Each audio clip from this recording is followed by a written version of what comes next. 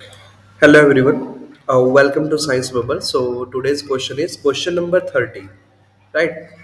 Today's question is question number 30 of class 11th chemistry chapter 1st. Back says question is there. What will be the mass of one carbon 12 atom in a gram? सी यहाँ questions में क्या दिया गया बेटा देखो 12 carbon atom है ना 12 carbon का मतलब यहाँ पे बन जाता है इट्स ए आइसोटोप है ना इट्स एक आइसोटोप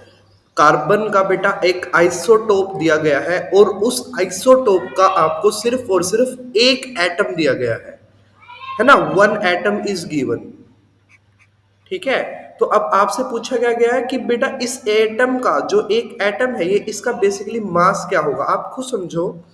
यानी अगर मैं बात करता हूँ वन मोल की मैं बात करता हूँ अगर तो वन मोल है मेरा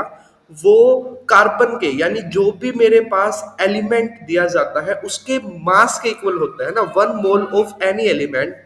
is equal to like 12 gram है क्योंकि कार्बन है कार्बन का 12 होता है तो 12 ग्राम ऑफ कार्बन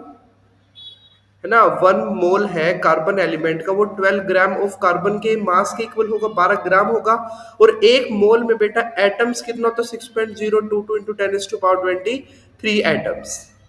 बात समझ आई यानी देखो क्वेश्चन सॉल्व हो चुका है इसका मतलब बेटा देखो कि अगर मैं बात करता हूँ इतने एटम्स में लेके चलता हूँ तो इतने एटम्स का जो वेट है वो 12 ग्राम होता है ना 12 ग्राम वेट होता है एवोगैड्रो नंबर ऑफ एटम्स का कार्बन के केस में ठीक है तो अगर मैं वन एटम का अगर मुझे मास कैलकुलेट करना है तो देखो बेटा यानी 6.022 इतने एटम्स का इतना 12 ग्राम है तो वन एटम का कितना होगा देखो 6.022 इंटू 10 टू पावर 23 एटम्स है मेरे पास है ना एटम्स ऑफ कार्बन और इसका मास मेरे पास है 12 ग्राम तो वन एटम का बेटा कितना होगा वन एटम ऑफ कार्बन है कार्बन 12 है उसका मास कितना होगा 12 divide by 6.022 into 10 to power 23 right ये मेरे पास क्या आ जाएगा आंसर ग्राम में है ना अगर मैं इस क्वेश्चन को यानी कैलकुलेशन है पूरी अगर उसको सोल्व करता हूँ तो बेटा आपको आंसर मिलेगा यानी approx 1.99 into 10 to power -23 gram right ये आपको आंसर मिलने वाला है सो इजी क्वेश्चन था आपको सिर्फ मास कैलकुलेट करना है वन एटम का है ना आपको पता है बेटा देखो वन मोल होता है किसी भी एलिमेंट के मास के इक्वल फॉर एग्जांपल अगर मैं बात करता हूँ वन मोल में बात करता हूँ सोडियम का है ना वन मोल में सोडियम का बात करता हूँ तो वो होगा 23 ग्राम ऑफ सोडियम है ना 23 ग्राम ऑफ सोडियम एटम के 23 ग्राम होगा सोडियम एटम्स और 23 ग्राम ऑफ सोडियम में कितने एटम्स होंगे 6.022 into 10 to power 23 number of atoms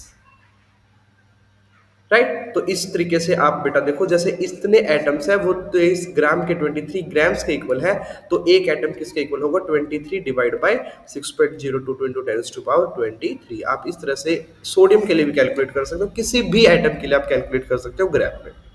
right so thank you I hope I cleared your doubt